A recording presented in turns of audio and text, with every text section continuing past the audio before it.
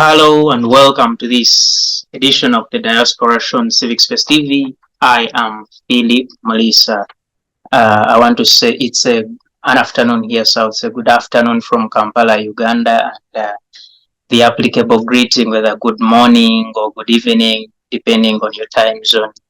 We send you greetings and thank you for joining us today. And once again, welcome you to this fruitful conversation that we normally have on this platform to discuss a few things that relate to Uganda, but also the Ugandans outside there, because we know there is hundreds of thousands of Ugandans out of this country doing a series of different kinds of work, and this is something that contributes to the country, but also in this global world where you talk about a common humanity, a common village in the entire world. It is always good to have representatives that represent the brand Uganda out there. Welcome. And on this conversation, we look to discuss two very important topics, one of them being something that is on your side, the Uganda North American Convention that happened about a week ago between the 30th and the 2nd of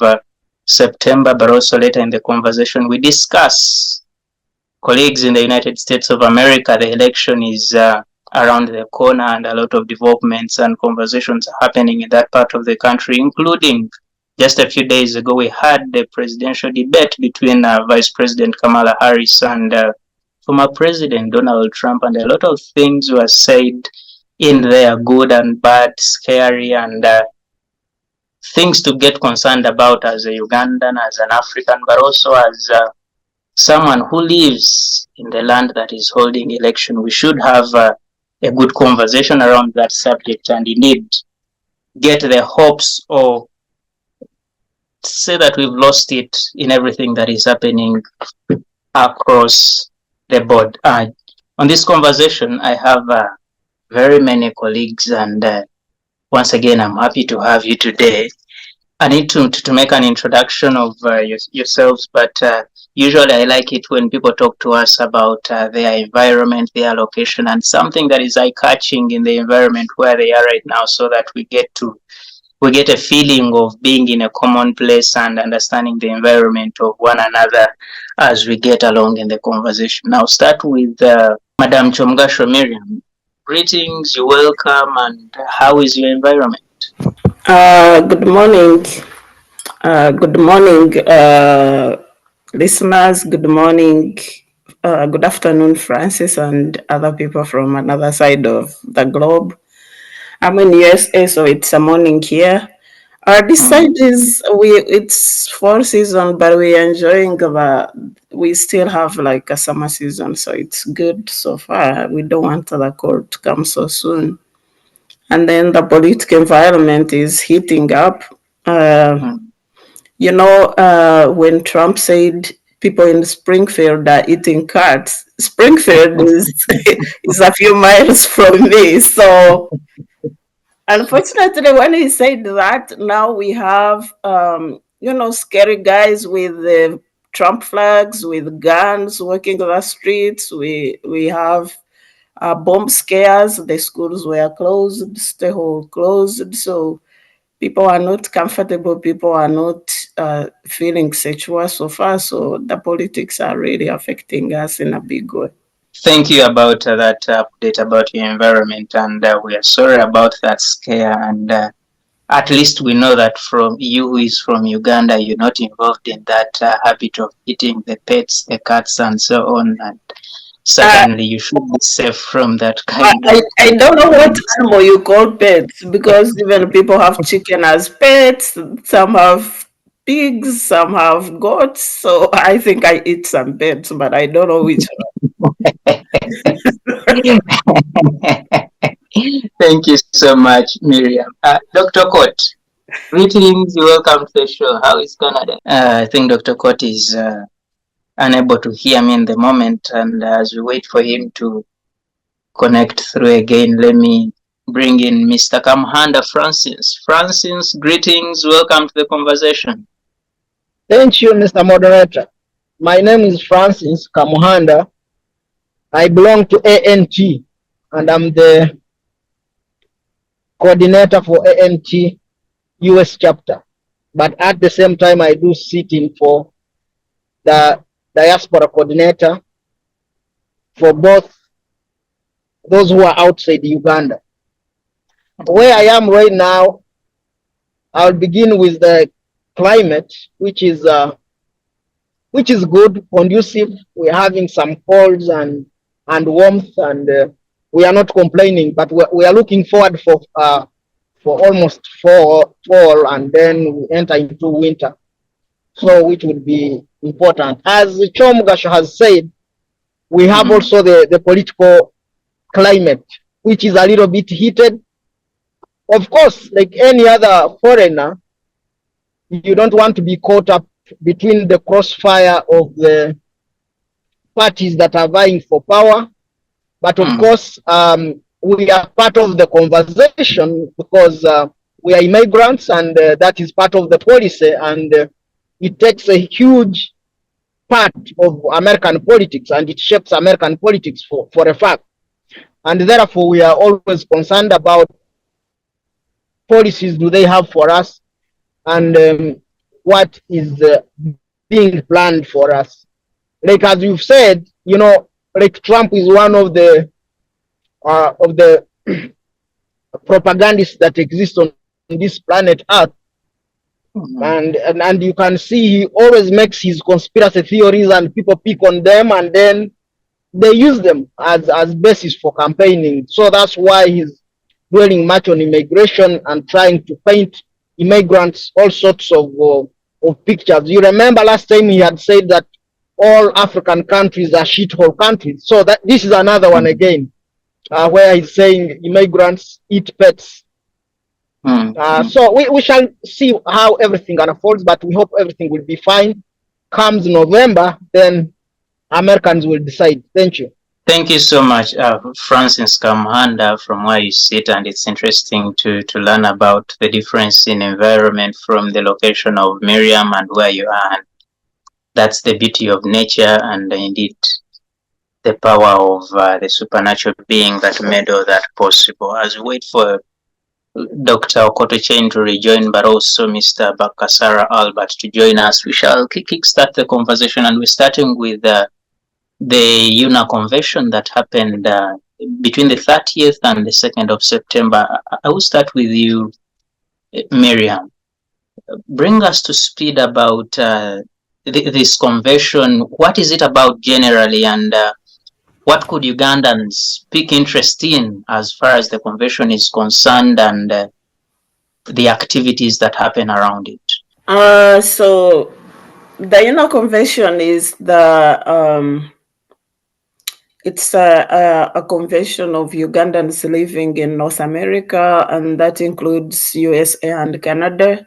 And it takes place annually. It's a gathering. It's normally, you know, a social gathering of Ugandan community. You know, when you are in diaspora, it's always like a miracle to see someone from your country. So people yearn to meet each other, socialize, to connect and share notes and learn from each other what's happening, share challenges, look for opportunities. But most importantly, this gathering helps us to connect with back home. So the government agencies, the private sector from back in Uganda come over, the banks, the people who are looking for investors, real estate, the government agencies, which includes like the NSSF, the immigration. So everybody who has something to communicate and feel like they want to connect with the diaspora, because the diaspora is so far a biggest sector in the economy. It's the second biggest exchange, and we all know that there are opportunities, either if you reach out in form of skills, in form of looking for investors for the country, in form of diplomatic relations. So we have a lot to share, and then to hear from our country. We have questions, we have We have services that we need, like immigration services, which are also brought to us. So the convention is really like a lot of big, small, big entity, like one in a moment where the government kind of connects with the people, where the Ugandan back home connects with the Ugandan diaspora. And when we are there, there are so many forums which take place investing the culture. We have a night culture gala. We just have balls where we dance and eat and enjoy food from Uganda. Um, we also interact with our politicians, our leaders. Sometimes we get the religious leaders. Sometimes it's the politicians only. Sometimes it's a mix of everything, including the culture leaders.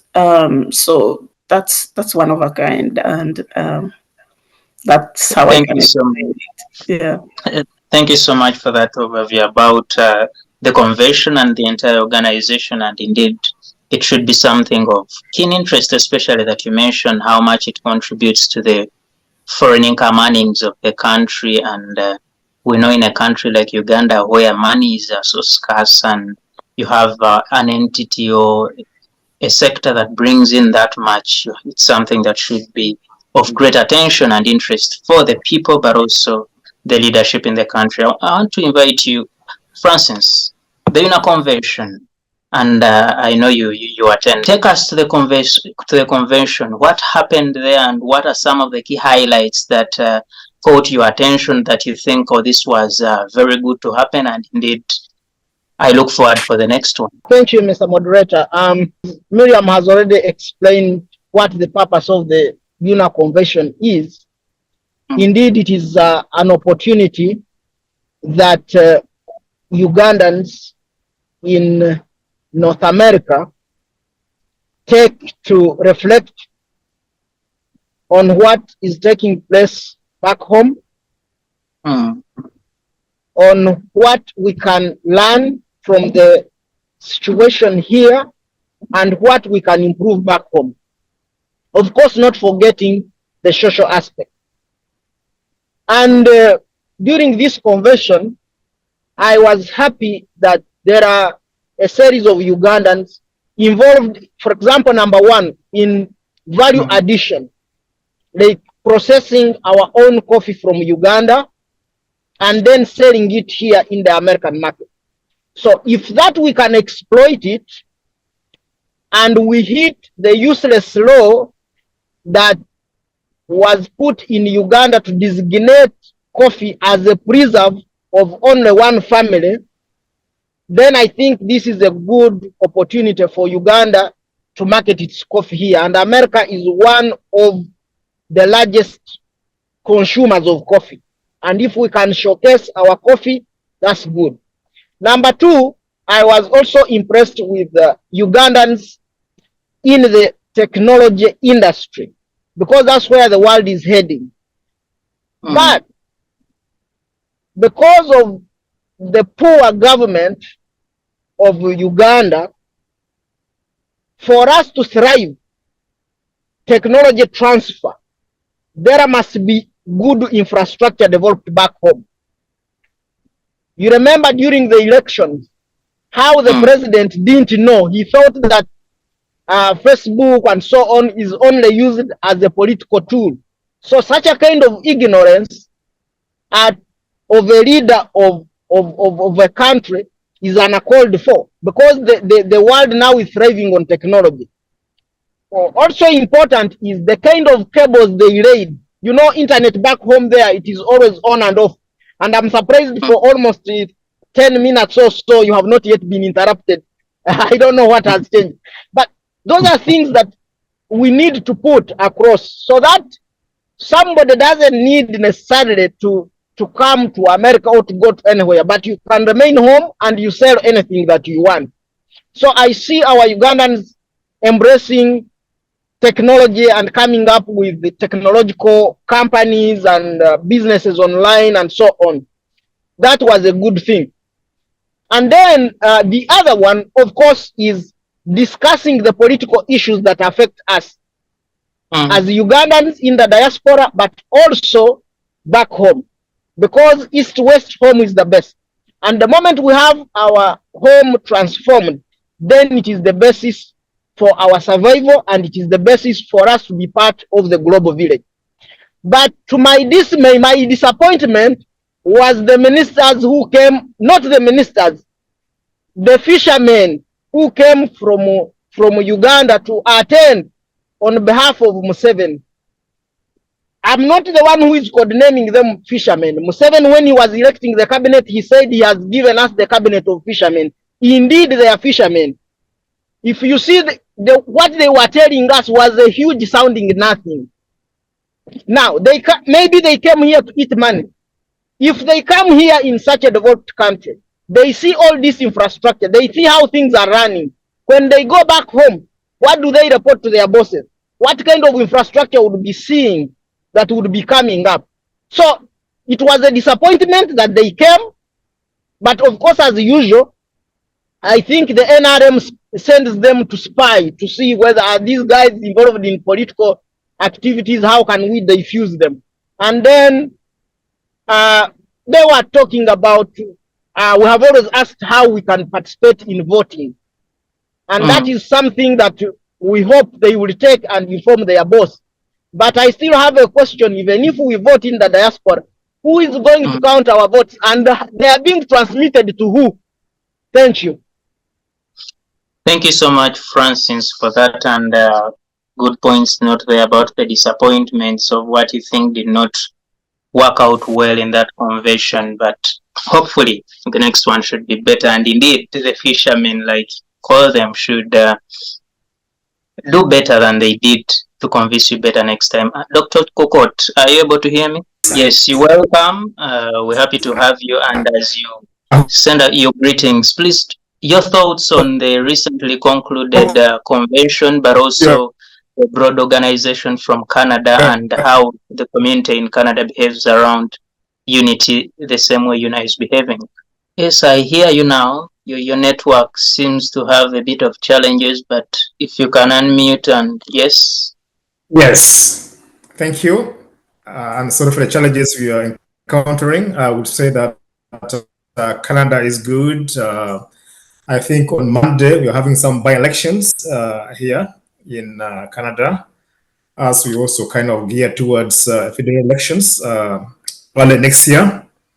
And there are two major political parties, and that is the Conservative Party and the Liberal Party. Right now is the Liberal Party in power, so I guess it's going to be the Conservative that will take the next election. Otherwise, it's okay here. We are now past summer. It's not cool. We are now in the fall. That's the rain season, so very rainy and wet. Yeah, and then in regard to the UNAA recent convention, I'm happy that Ugandans in North America were able to. I think Dr. Kot is having network challenges again. Let us give him a few minutes to try and sort it out, and we shall have him back in a few minutes. Mr. Bakasara Albert, you're most welcome. Greetings. We're happy to have you. Thank you so much, sir, and I hope you can hear me. Greetings to you. Greetings, Miriam. Greetings, Kamhanda. Hi, Albert. How are you guys doing? Good, good. It's a nice morning here. It is as well in Maryland, and I apologize, but I think I had given you a heads up that I will not be available for the entire session. Yeah. You're welcome, Mr. Bakasara. Thank you so much. Thank you. So Albert, if I keep you on, talk to me about the UNAA Convention, the highlights, but also the processes undertaken to organize this and how eventually you come up with a convention as successful as the one we last had. Thank you so much. So the UNAA Convention, and in the interest of fairness, I have to disclose that I was only there on Friday, but I was there the entire day. But I'm also not new to UNAA conventions, and UNAA conventions are not new in general. The organization has been around for 35 years now. If there's anything that they have affected, it's to throw a good party, and it's always a good party. But I want to move away from that because I've been in UNAA for a long, long time, and I've criticized them. I've even participated. It's not like I sit on the sidelines and just criticize them. At one point, I was actually the deputy speaker of the organization. I was a council member, and at one point I ran for office as a vice presidential candidate in 2021. So it's not like I started on the sidelines. And I was also a member of the UNAA Constitutional Review Committee, which successfully wrote a very thorough document that we handed to them in Dallas. And they're struggling to implement it because they don't want to. We're Ugandans. We don't do things the easy way. And they will have their struggles. But I want to move away from that and look at the broader picture of the organization and then the future of the Ugandan community here in North America. I want to piggyback on what the panelist Kamhanda said about the people who come.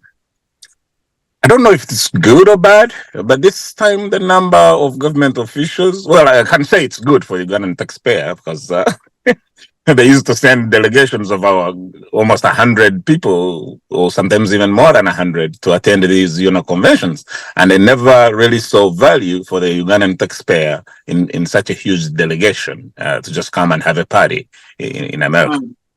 So this time, because of course, Uganda, as we've been discussing on several of these panels, Uganda is out of favor with the current administration in the US.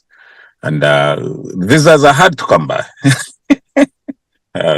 Even those who have not directly been sanctioned, like the speaker and others, the visas are not, Ugandan officials are not really having luck in getting visas to come here.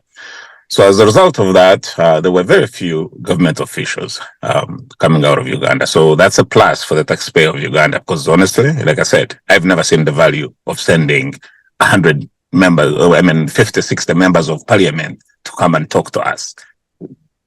Okay, to 1 or 3 could do the job.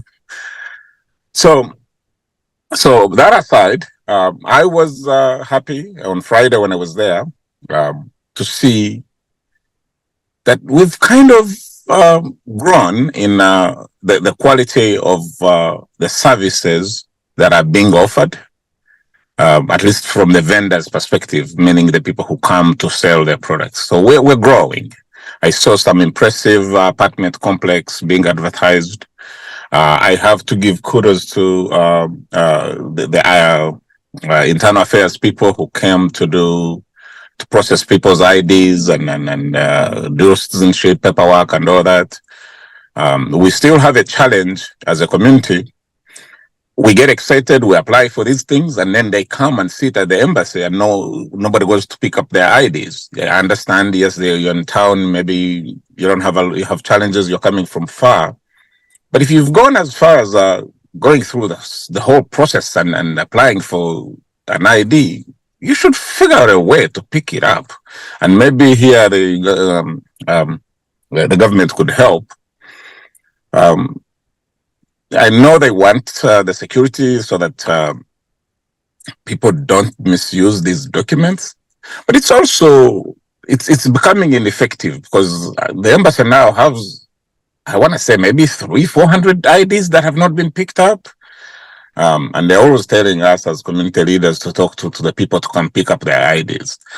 Maybe there should be a process loosened up to send those IDs to their people. I mean, yes, I mean, I apply for an American passport and I don't have to go pick it up. They actually mail it to your house. If it's lost, then it's lost.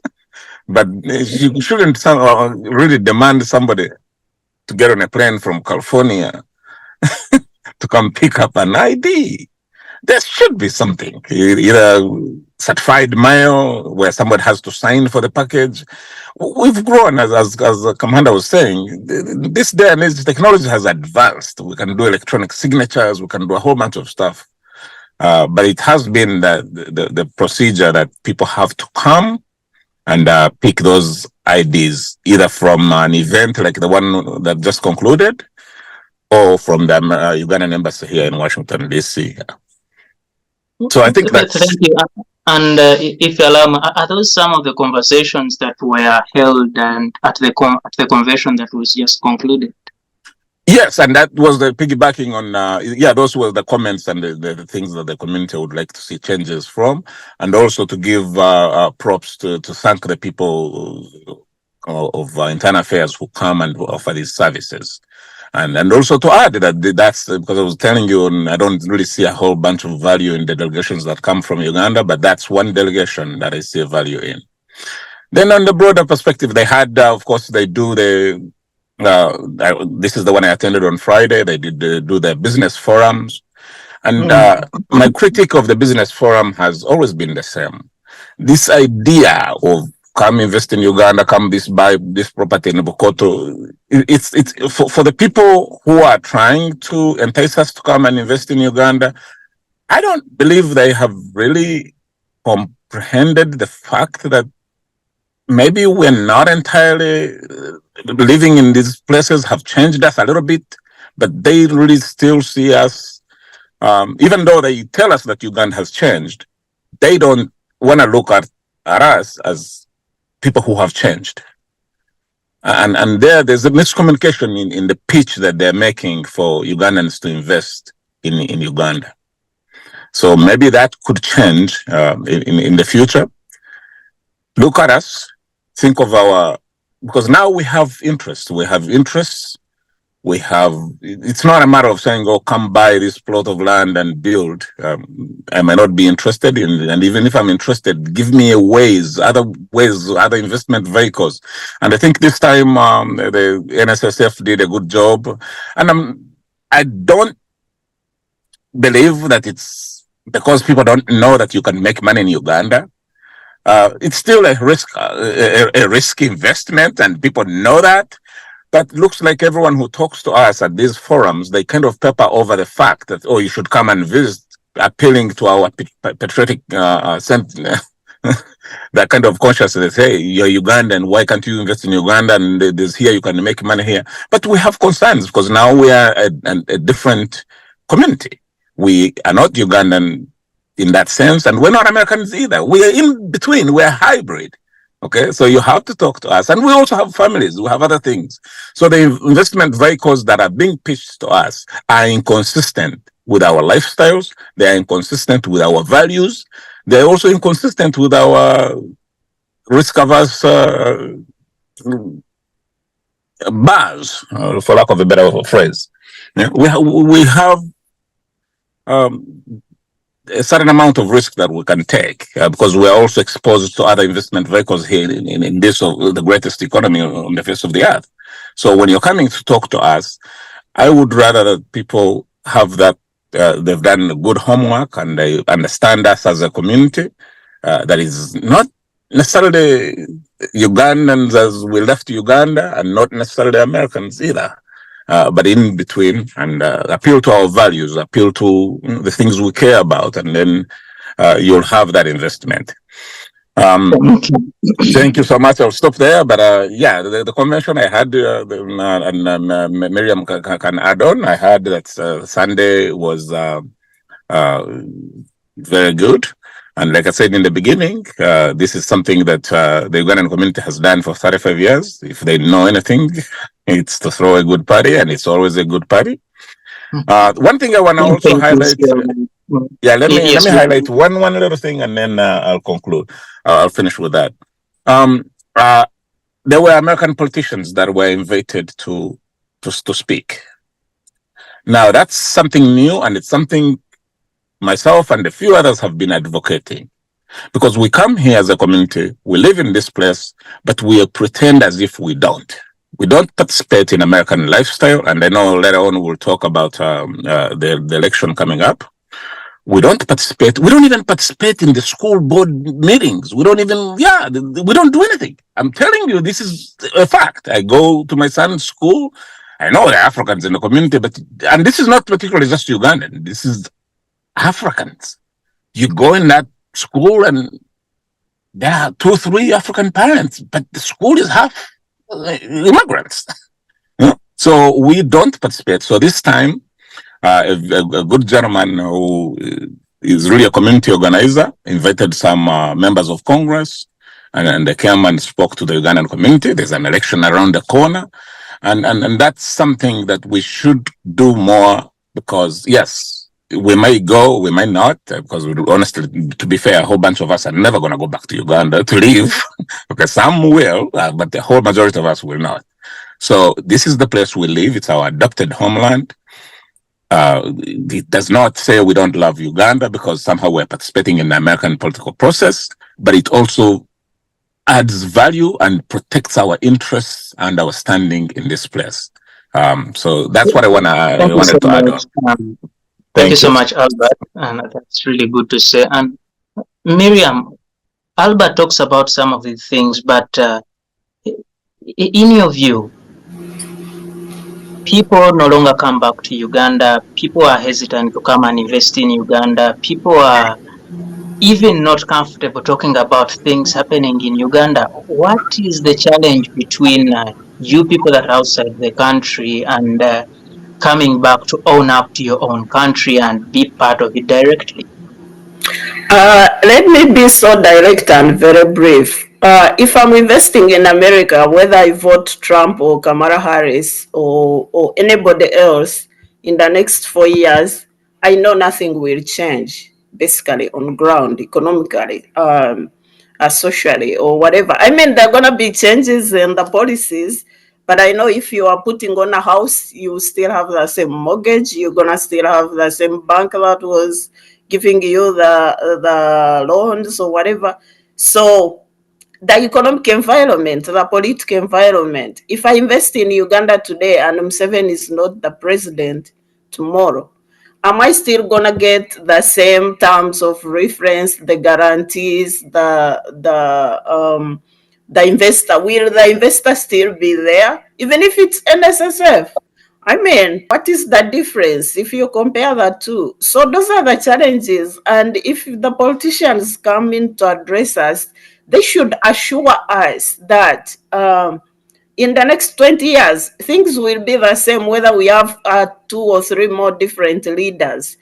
Let them assure us that policy-wise, that they have built political infrastructure, political institutions that are going to safeguard those investments, whether the politics change or not.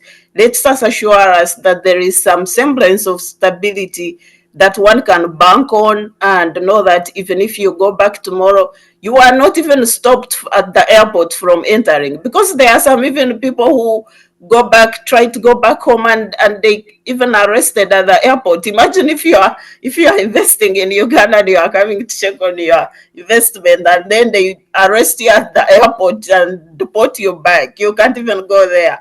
And so those are the challenges, really. Political issues, the political environment. Uganda, we have refused to grow. We have refused to grow and join the global community. I don't have to be even a Ugandan from diaspora to invest in Uganda. I can convince my friend who is an American. I convince my other investor, another investor I know who could be European, who could be anybody. And say, hey, please come build your hotel in Uganda. We are great at tourism. We are strategically situated. It's the part of Africa, ABCD. But if they ask me that, how is my investment secure? What about the corruption that I see that is flying all over the doors and the windows in all government institutions? So those are the issues, really. And when you are coming to talk about investment, you don't address such. You are just window dressing and you are wasting your time. Well, thank you so much, Miriam. One of the things I was listening to the Honorable Ruth Nankabir on one of the interviews she made after the convention, and she said, you people in the diaspora have chosen to take sides in the politics, and every time you meet or you're saying something, you are saying it based on that side, and you completely politicking. You're not focusing on things that will help the country or grow the country, both economically, social, and representing as well. Why have you chosen politics over representing the country? Thank you, moderator. I think that is where we go wrong as I don't know, as a country or as a people, to think that people who are in the diaspora are just only politicking instead of representing the country. That is wrong. That should be corrected. We are not that is a misrepresentation of people who are in the diaspora, that we are only politicking or criticizing. I will use the words of Bakasara. Mr. Bakasara has always said, we are all ambassadors of Uganda. If you want us to sell Uganda outside, give us a good product to sell. You can't go and beat people on the streets. You can't go and you don't respect. You have corruption. You have all this garbage, and then you expect, when I'm supposed to ask because I have a stake in Uganda, I say, oh, corruption, beating people is okay. We are not going to do that. Generally, we struggle a lot to clear the mess that is being done by government. To say, okay, much as they are doing this, but Uganda is a good country, we have an opportunity. You guys go and invest, and so on and so forth. For me, what I see that is lacking is our government not listening to us.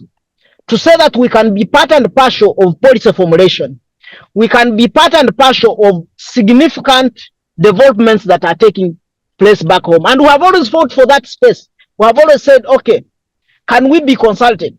I have to give credit of the immigration, the passport control. We met them on Civic space here, and we told them what we would wish to see. For sure, it is the first time when I applied for a passport, renewal of my passport, and within 2 weeks, I had got it back in the US. That is a tick. Those are kinds of services that we need. But Mr. Bakasara was saying, if the embassy is in the US and knows nothing about how the system here works, what kind of representation is that? What kind of mission is that? That you can't get an ID, a person has an address here, and you mail the IDs. These are some of the things that we need to adopt. But our embassy, for example, it wants to solve a modern problem using a rudimentary approach. That's what I was saying, that we need to learn how the global world is behaving. But for a fact, get it from me, we are not here politicking. We are learning how other systems work and how best we can transform ours, including getting involved in how we can invest back home and so on and so forth. But to our dismay, even when we believe we can come and invest back home, we are being frustrated by the poor policies, by the mismanagement that is at home. Think of any sector in Uganda. Tell me which sector is upright, and I will tell you where it has issues and so on. So it is important for Museveni and his government not to keep thinking that people in the diaspora are just there to make noise on social media. No. There could be that category, but not to generalize us like that. And he should not take us for granted, by the way. We are learned people. We have seen what is doable and what cannot be done. And we are not saying that we are going to change Uganda into a first world country immediately. But we are saying there is a lot of mess that he has created that even he needs to give way. And we see other people coming in with new ideas and so on. But then, to make matters worse, he normally comes to influence even where we are organizing ourselves. I will give an example. There is one time Bakasara wanted to lead UNAA. Of course, he had his own and campaigning, and he has his own perspective and so on. But the way how a barrage of NRM, I don't know whether they are cadres or lumpens, came and then money was poured. How does a state pour money to come and fight Bakasara, who is just organizing people in the diaspora? So those are some of the things that we don't want. And as diaspora, truth be told, there is nothing for us without us. Even this voting, we have to formulate our own electoral commission in the diaspora. We count those votes and then we transmit the commission. Those are such things that we need. Not just wiring them to Uganda and then we don't know who is going to count them. You may get surprised they reach those votes and then they tell you all the diaspora has voted NRM. God forbid that should not happen. So those are some of the things that we need. We have the brains of putting systems that can work for us and also in the long run be a good asset for our country in as far as development is concerned, politically, socially, and economically. Thank you.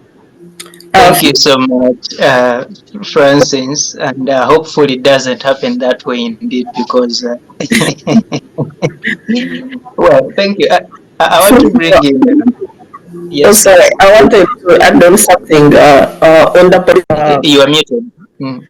I forgot to say something on the political forum which I attended. Basically, that's where the government officials were, all of them. We had Honorable Nankabirwa, Honorable Mumba, Mayanja, and there was Beta Mongi, Honorable, but she wasn't on that political forum, but she was around in other forums. And then Moses Biarhanga, and then the presidential representative from State House on Diaspora Affairs. There was something really very disappointing, and Francis calls them fishermen. I think they are just, I don't know what to call them, but they were laughing at us. And one person, they were laughing at us, the people in diaspora.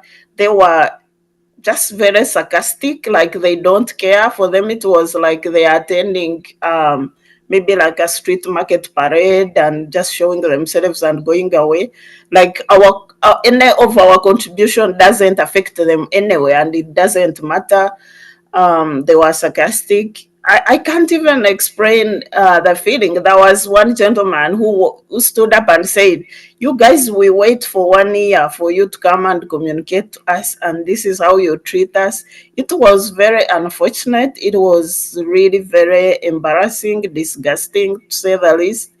The way they communicate, the way you treat people. And then I was wondering, like, if a couple of ministers can treat a whole group of people from diaspora, the whole organization, you have come all the way to come and meet, you treat them like that. How do they treat day-to-day people back in Uganda, like people they meet every other day? How do they treat their electorate in their own constituencies? For them, it was like, oh, what can we do? The comments, basically, the issues raised were about Chitezi, the landfill, the unfortunate incident where so many people perished. We also raising the issue about voting in diaspora, how, when, and how do we go about the process, and so many other political issues people were concerned about. The land laws, the people were bothered about the laws which keep changing, and they own property. At one point, you find the law is kicking you out of your property even without being aware of what is going on. So we were talking, it was that discussion, it was a question answer session. But the way they treat us, and even Nankabirwa would have the tenacity to say that, we kicked opposition out of this group, so we no longer care. These people who are there are now, we don't have anybody to challenge us. And if you go back, I think Albert ignored this part deliberately. The most opposition people, I think it's only Francis and ANT which attend the UNAA. All those who come in there don't come in for a discussion. They just come to socialize, because the political space was hijacked by the NRM party. I can't even say the government, because the government is barely represented there. It's the political party which is represented. So now it's NRM listening to itself. It's more like a tea party. It's like a socialization. It's no longer conversation. The people who would be opposition, the people who would have ideas to share or to challenge the government, or to critique in a way or the other, or to even contribute in a positive way. Because if it's your opponent who points out where you are failing or not doing the right job, right now are no longer attending UNA. They also have separate conventions somewhere, NUP, which has the majority members in USA, hold I think they held their own convention sometime in May. So that division, the diaspora community now is already scattered, it's divided, it's partisan. And this was a platform which used to unite people. And on the platform, if you are inviting, I know it's the government, it's the taxpayers' money bringing these people all over. So why don't you also fund the leader of opposition to come as part of the delegation? Because Uganda is not composed of NRM party. So if you are saying you are sending only NRM members to come and have a conversation with NRM party members, because the opposition is almost like kicked out due to unfairness. So why would you even bother to have that conversation at all? Because it's like you are talking to yourself.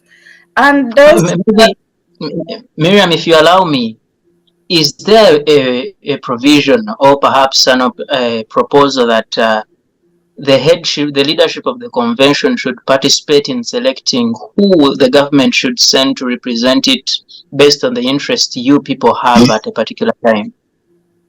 I think it's the party, the organization leadership, of course, speaks, but the organization was hijacked. Francis hinted on the incident where the likes of Albert, who are neutral-minded, were kicked out using the government money. So now it's another NRM protege, like it's an extension of NRM party in USA. It's no longer a UNAA representation of Ugandans. It's a representation of NRM party.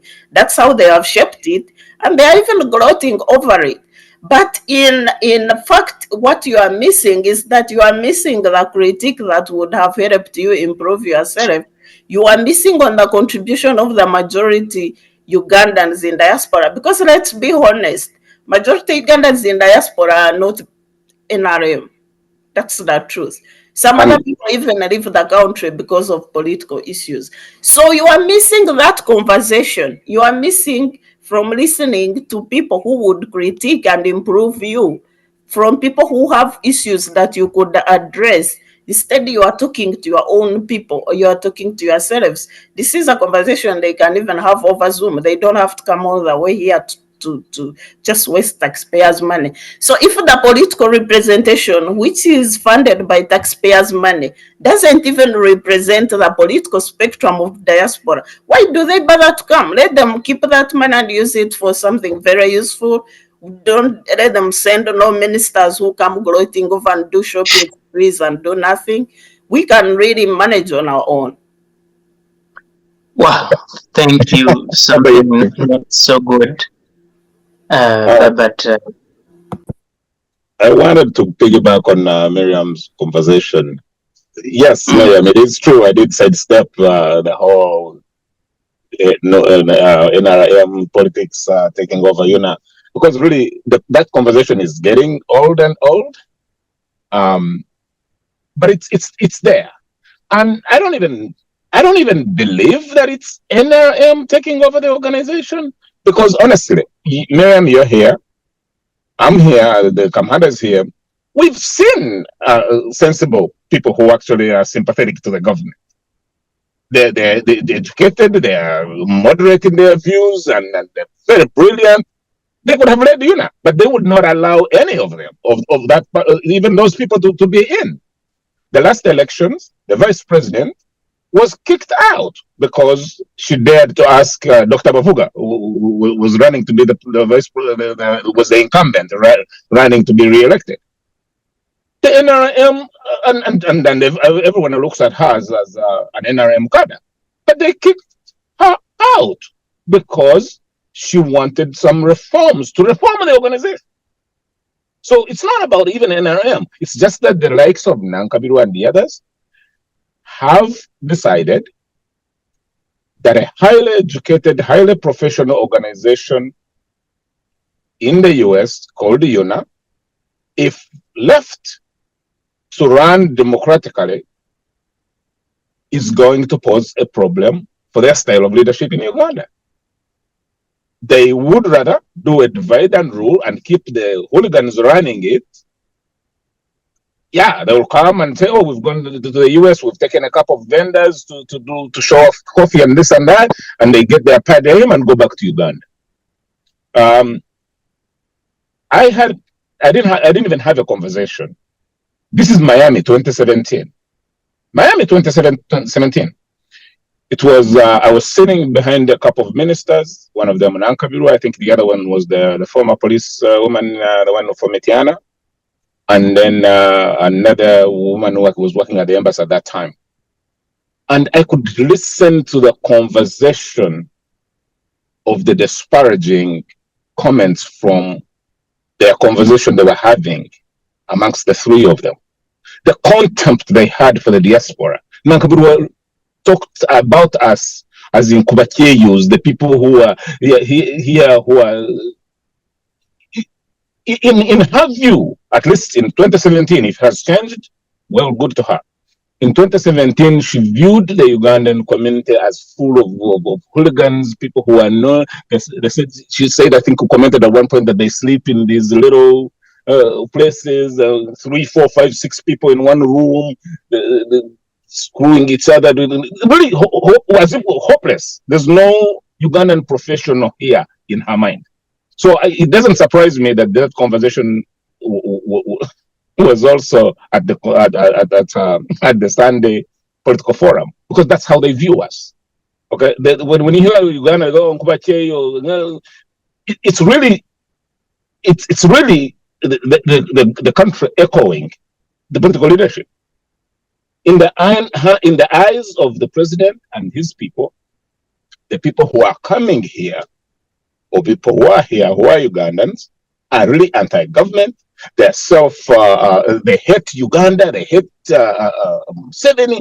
They're here, they're being supported by the homosexual community. They want to overthrow the government. They're doing the bidding of white people. That's really what they have in mind. They have no idea of professionals and the hardworking community that we live here.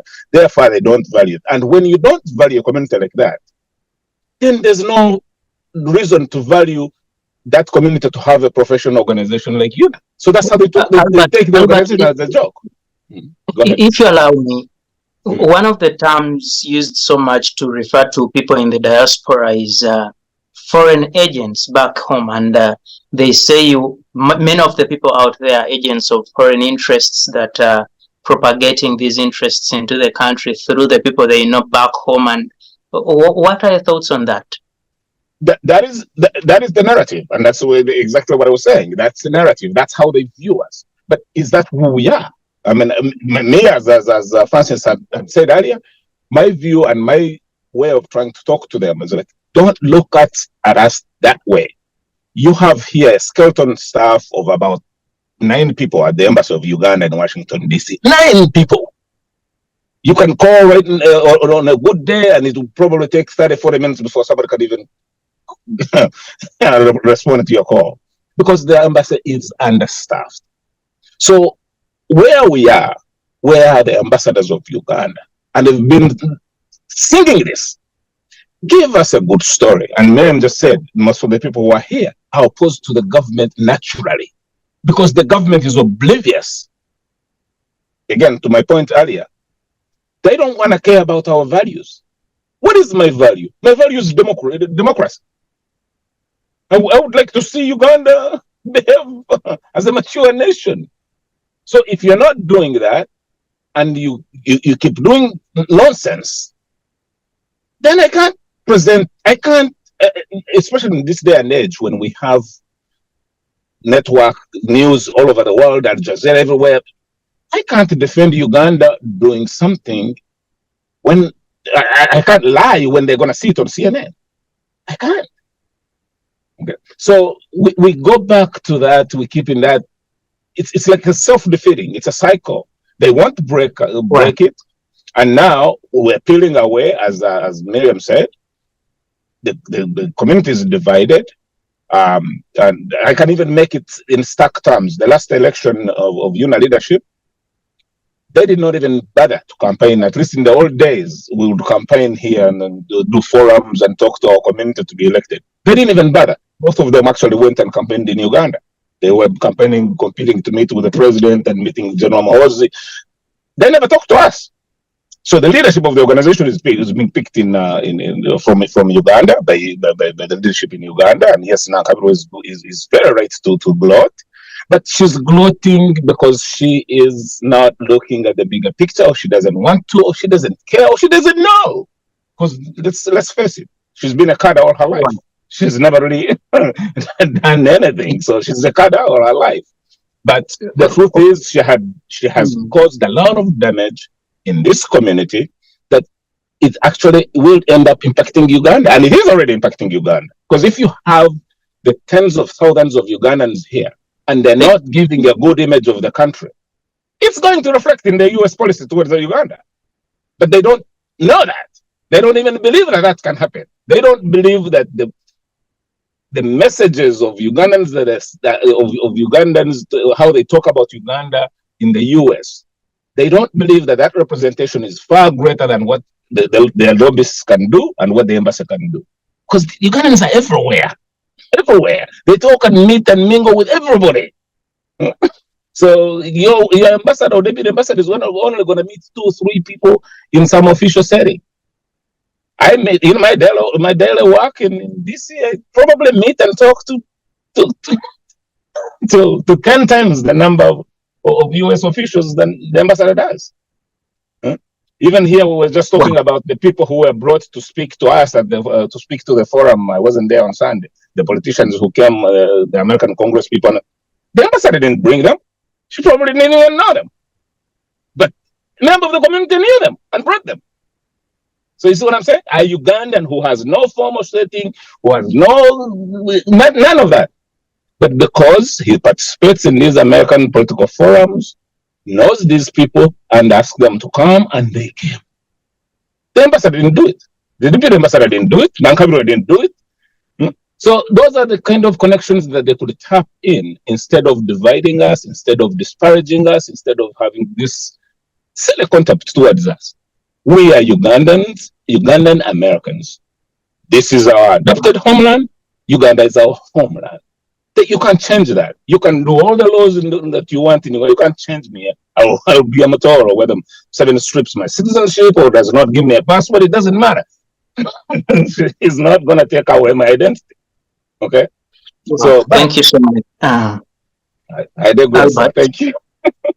Thank you so much. And that's something. And Francis, what comes to my mind when I listen to some of these things is through history and indeed even today, the great powers we have in the world, including the United States, the United Kingdom, France, were able to source some of the resources they've relied on until today from other countries, whether peacefully or using brutal means, colonialism, slave trade to source labor, to source minerals and other raw materials they would use for their industries and so on from other countries. And indeed today, when you look at all the countries, China benefits a lot of money from trading with the United States. You look at how much it trades with the European Union, and how much America is looking to trade with probably Asian countries. And if our people are behaving this way, not giving attention to the people that are already out there that, number one, could connect us, but also come back home and share the expertise they have, the exposure to social life that is a little modern than the one we have back home. What is the point of strength, or what does the people in leadership in this country think will propagate growth and development in the long run? Thank you. That is quite a loaded question, but if I can give you one answer, again, I will quote the Dr. Virete once said that the leadership in Uganda, and of course their chief Museveni, they are like hungry monkeys waiting to grab bananas. So when you don't respect the people who are in diaspora and listen to them and acknowledge that there is something they can contribute to the development of the country, then you are smartly dressed going nowhere. And that's why you find in one way or another, the people will keep blaming the Europeans or whatever. They take advantage of that. For example, I'll give you an example. China has identified that most of the African leaders, They don't mind about their people. They are just corrupt. So China, who is minding about its people, will go there, give you your corruption. They don't care about democracy, whether you kill your people or not. That's why you will find even the Chinese themselves, they will mistreat Ugandans in Uganda and nothing will be done. Instead, they will be supported. So that is having people who have less thinking about their own country. While the NRM keeps saying we are teaching patriotism, we are doing Pan-Africanism, that is far from the truth. They are not doing any of that. Instead, they are the enemies of Pan-Africanism, they are the enemies of patriotism. And I have always said this, that if you hear a person every other time is telling you, I'm your father, then know there is something wrong. Do what a father is supposed to do, a child will just know that this is my father. The NRM, like teaching patriotism and so on, doesn't count. They look for a way always of how to, since they are fishermen, to overfish Uganda. So I would, yes.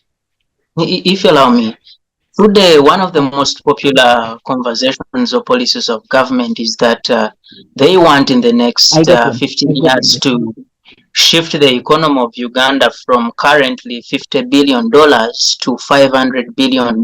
And they say one of the things they want to use is exporting the coffee, the minerals, the oil, and so on. And does this behavior, like you see today, support such an initiative that shifts our economy from 50 billion to 500 billion in the next 10, 15 years? That would be possible, but not with the NRM government. Those are just self-seekers. Because let's be clear on this. Where you want to shift the economy, number one, the coffee, you want to give it to your family member. Number two, you are grabbing land from people, you are making them destitute, landless people. Number three, you are even allocating a given budget to an individual that is going to teach Ugandans how to drink coffee. Do you think Ugandans, we are fools? We can't see such a things? Like I've told you, like there are basics of development. Develop infrastructure, the rest will follow. You get what I mean? Like if we want, for example, everything is premised on infrastructure. You provide health facilities, for example, have a good education system that is streamlined, have infrastructure like roads where people will not make noise, and so on. Development will just flow. Leave the diaspora to organize themselves, and like again, like Bakasara said, then Bakasara will get the appetite of going back home and investing because everything is flowing very well. It's just making a phone call away and every system is understood. But in Uganda, we don't know. We don't understand the system. Go right now, Google about the land system in Rwanda. You will even see where they will show you that this land is free. This is the history about this land. See how Rwanda, they will give an opportunity of sourcing out their own people who are resourceful, who are outside. But which is not in Uganda. In Uganda, prove that you can do something, then the next time you are being witch hunted. As if the certain dockets of investment are a preserve of a few. That is what is killing us. We need really fundamental change. Yes, I do agree that we as individuals, we may be having our own little failings, but this premise from the leadership. And we are not just being critical, we are just saying, can we have conditions that can enable a thriving economy, that can enable everything to move smoothly, political, social, and economic. And Uganda that works for everyone. Thank you, Francis, for that. And Miriam, what then does this mean for future opportunities of collaboration, partnerships between Uganda and entities in North America, individuals, opportunities for foreign direct investments, opportunities for transnational partnerships between individual companies? How does the future look like? Your guess is as good as mine. We all know today, if you are lucky to get an investor, it's someone either who is a crook and is, pandering on your corruption, like benefiting each other. Someone who doesn't know, like, is ready to take all the risks about corruption. So we are getting, I don't want to call it dirty money, but the least attractive investors, and sometimes they come with heavy conditions because we don't have the bargaining power, we are compromised. Or sometimes they come with underhand currents, like you really that you wouldn't get if we had a straight clear environment for investment or economics or the politics. So we are at a disadvantage, but unfortunately, we are one of the economies. We are the fastest growing population in the world. We are one of the most least developing economies. That, if you compare with the population ratio, we also have the highest number of unemployed young people. Today, someone graduates, someone finishes school, and whether you are well educated, whether you are the best performing student in Uganda, you might stay without employment if you have no connections in government for like 10 years without formally getting employed anywhere, whether it's private sector or public sector. And that's very unfortunate.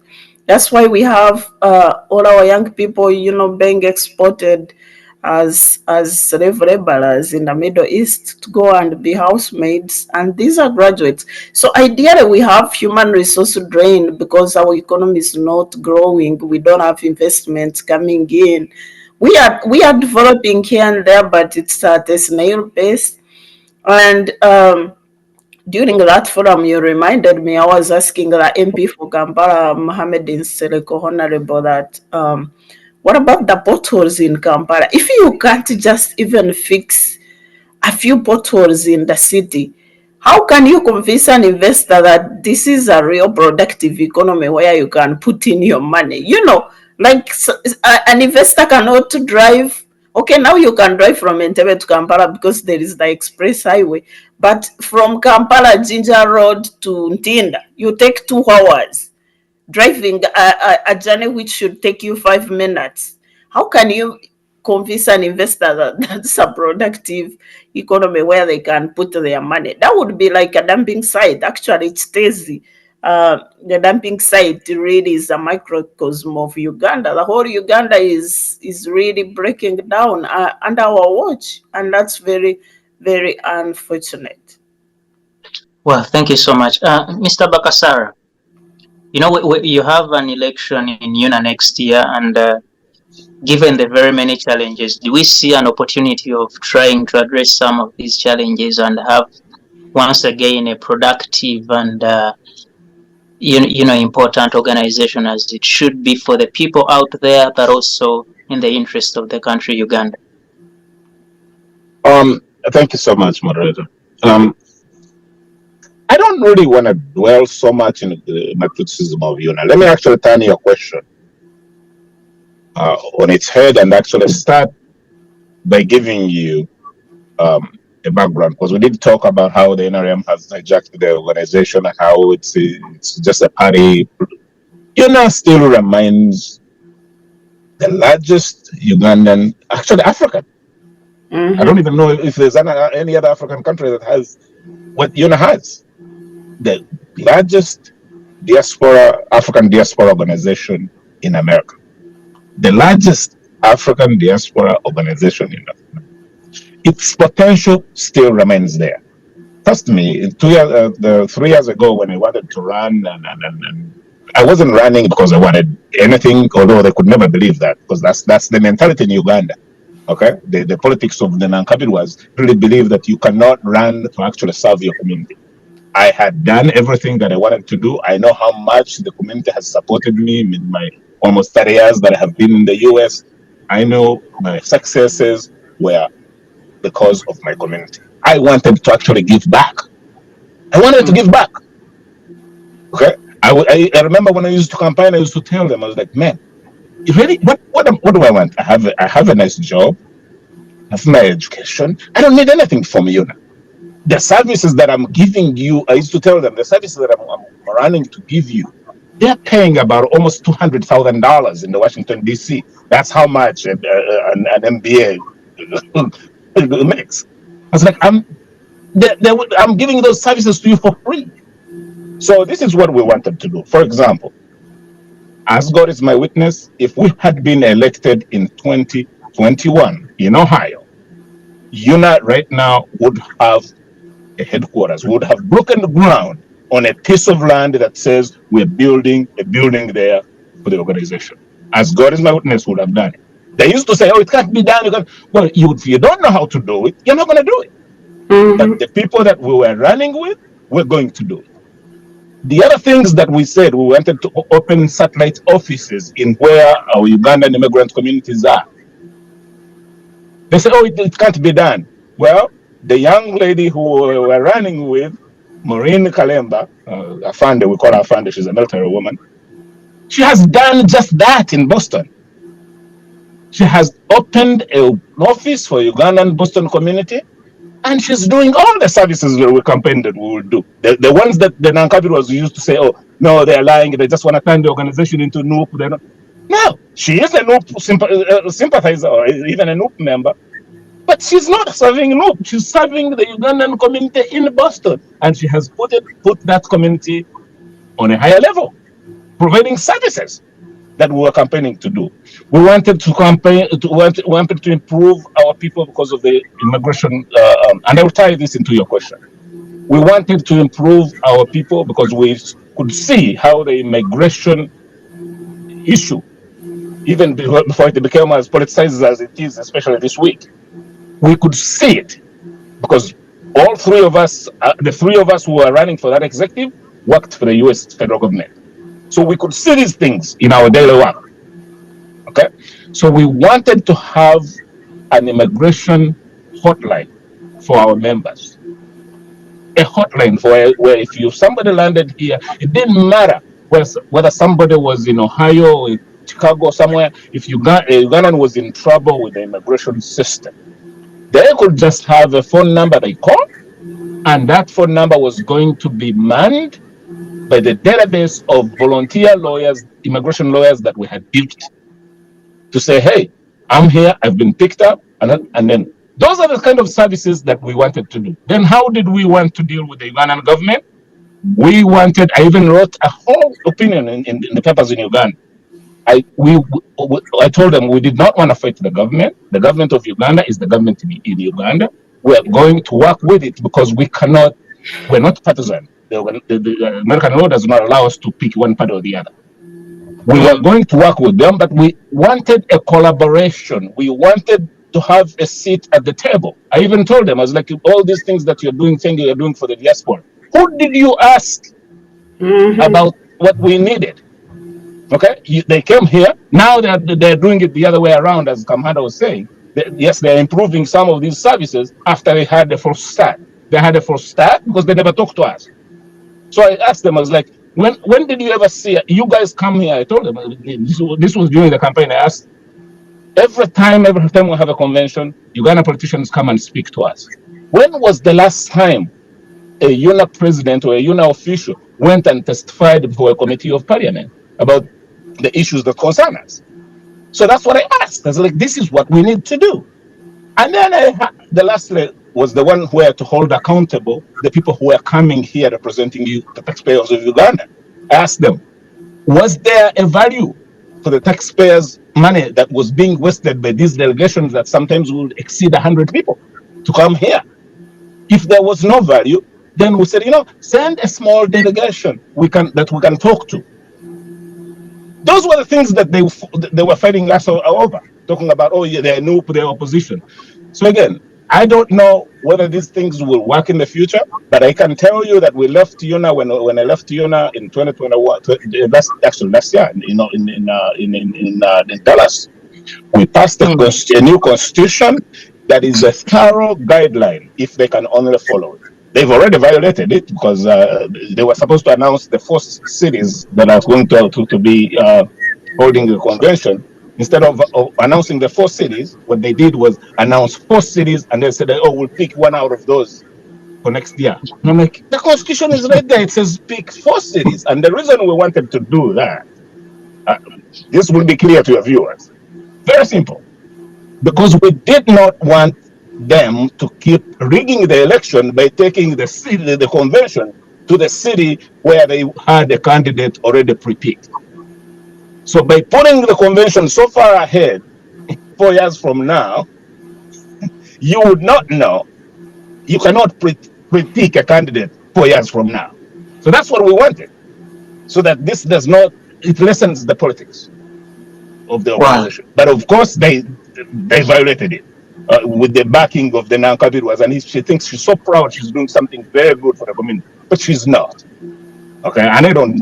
You guys talked about them respecting us. I could care less if Nankabir respects me. I have higher people who respect me than her. Okay, so my family respects me. I could care less. She doesn't put food on my plate. She doesn't pay my salary. I could care less. I don't even have her respect.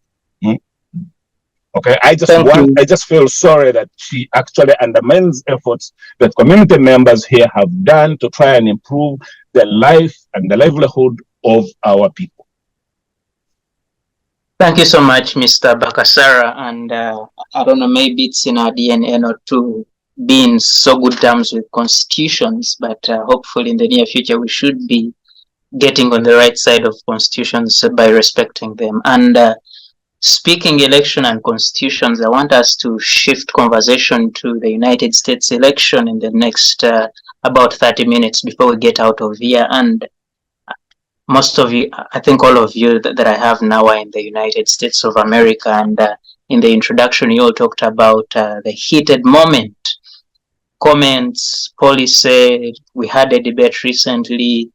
Either side is saying we won the debate, but of course, depending on their personal interest and so on. And that's something anyone can give an idea about. But Francis, the election is down here, and we've had a lot of conversation about the interaction between Ugandans in United States of America and back in the country. Then earlier you talked about the relationship between the government in Uganda and the American administration. When you listen to what is happening, first, I was following through the debate, and there was no direct question about Africa. Of course, there are conversations that came around immigration, and somehow it involves Africa, but a question the same way they discussed Ukraine, the same way they would discuss the Middle East, the same way they discuss Europe, there was no direct question about Africa. Does that mean that the interest of America in Africa is reducing? What does it exactly mean? Mr. Kamahanda, are you able to hear me? Could you repeat the question, please? My network. Yes, yes, sorry about the network. I hope you can get me now. Now I can hear you. Yes, I was talking about the debate that just concluded about 3 days ago between Vice President Kamala Harris and former President Donald Trump. Many things were talked about, but my interest is you had direct questions about, for example, Ukraine and the ongoing war between Ukraine and Russia. You had questions about the Middle East. You had questions about China. You had direct conversations about Europe, but there was no direct question or conversation about the African continent in that debate. And indeed, when you follow through all the conversations that are happening around the election, little is talked about in terms of direct interactions with Africa. Is the place of Africa in the heart of America reducing by the day? Thank you. Thank you for that question.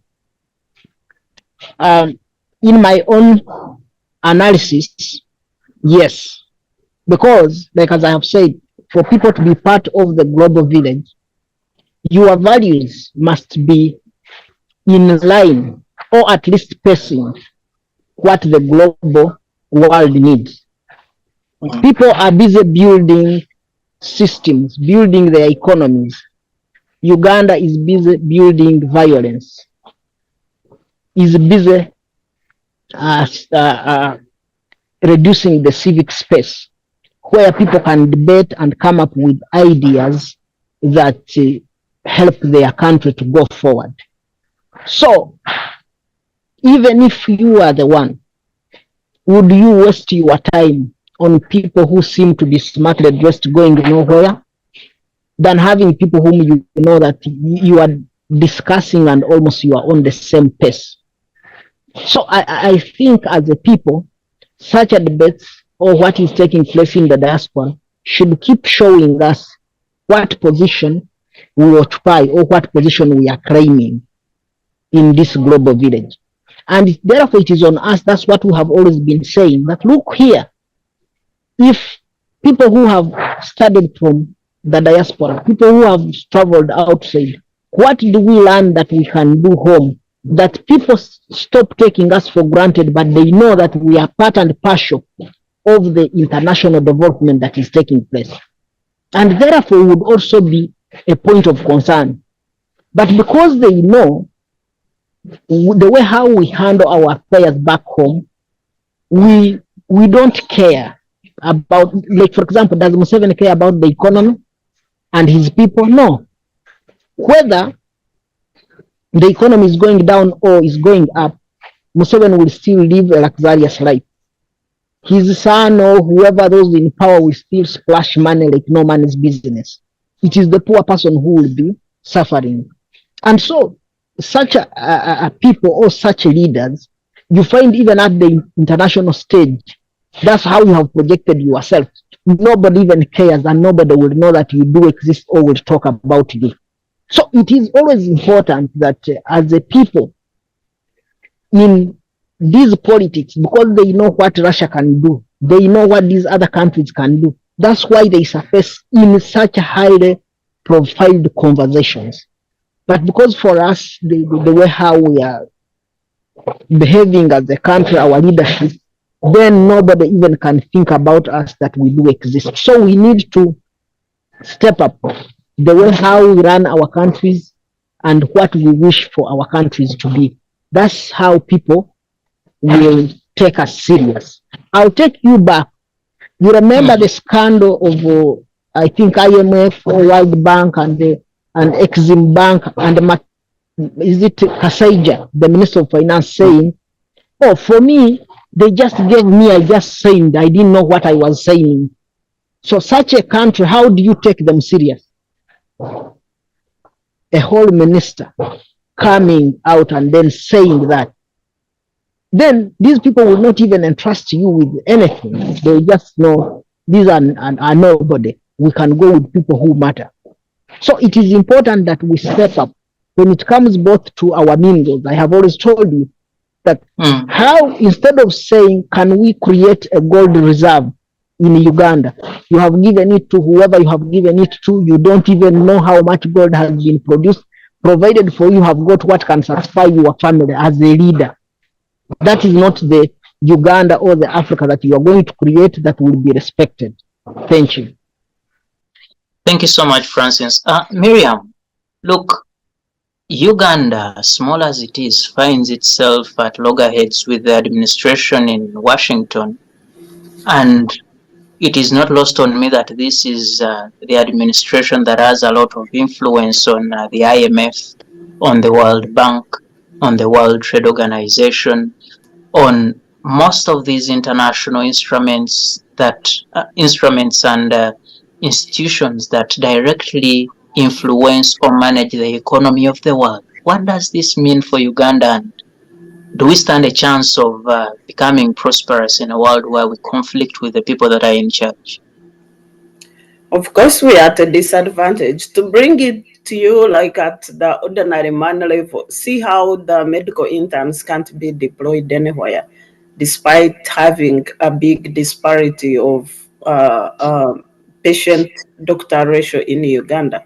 Like, we are lacking doctors, but even the few we have who are trained, we can't afford to deploy them anywhere. And by the way, the 1 million they pay them is even less than $300 per month. Imagine You have a trained medical personnel, someone who spent more than 20 years in school training to be a medical doctor. They are already qualified, and you need them so bad, but you can't afford to pay their wages and deploy them in hospitals where they are much. Maybe if you allow me, I should make you aware that there is a proposal by the president that actually that 1 million should be withdrawn and they start facilitating themselves. But how do you employ people and you don't pay them? And to give you the difference is these people, when they go abroad, they are where they are much needed. They are paid so many times higher than that, and the world wants medical doctors, so they are not going to sit there and wait for you. And all that is because, okay, we had a little money, but because of the current sanctions due to corruption, now we are really scraping and the budget is underfunded. And the little money we collect in taxes, they also they spend them on unnecessary issues. The parliament is bloated, State House has the hugest budget for no reason. What is the president saying? Is he a factory? Why? What does he need money for? And then you have ministers, cabinet ministers. If they are the type that came to Washington, the Nankabruwas, then we don't need that bunch of really, Seven called them fisher women and fishermen. But I think we don't need them. Maybe we can even have a few cabinet secretaries like in Kenya and still survive. We have examples around us. Kenya is a huge economy compared to Uganda. Look at how they are cutting down their cabinet and they are functioning really well. So why do we need a huge cabinet for? Why do we need a huge parliament for? So the little money we have, okay, the IMF, the World Bank actually cut the Uganda funding due to corruption, human rights abuses, and the LGBTI issues which they have and which we are talking about in the next government. But let me tell you something. Uganda in Africa, it's not the only country with a homophobic law. I mean, the anti-LGBTI law. But how many countries has IMF cut funding? So that is more like a cover, maybe like an excuse. Okay, I am not saying that it's not significant. It is significant to them, but it's like among other things. So the biggest thing is human rights abuses. Coincidentally, when we were talking about UNAA, Bob Wine was being shot somewhere, and then we happened to meet some of those US state officials that Albert was talking about, and they are like, hey, you guys, why would you shoot a leader of opposition simply because he's moving on the street? And people have come to greet him. And that's the government we are. I mean, if you are advocating, like you say, every Ugandan abroad is an ambassador of the country in one way or the other, how do you convince people that Uganda is a sober country, that you have sober leadership that can manage their investment? Today, even on a fiscal standpoint, today, Phil, if you are to give someone your money to invest it, would you give it to a person who is like Uganda today? A person who is going to spend all the money buying beer and whatever, feeding, making beer parties in corruption, who's going to buy cars, show off instead of investing the capital back into the business. So if Uganda was a going concern and was a business, would you invest your money in a Uganda project as a business? And that's what foreigners look at. And comparatively, you are competing with other economies. And I give you an example of, they say Africa is still backward, but let's look at our neighbors. If you have money between Uganda and Kenya, where would you put your money today? Uganda and Rwanda, where would you put your money? Rwanda is also an autocratic-led government. They have a dictator, but their economy is running.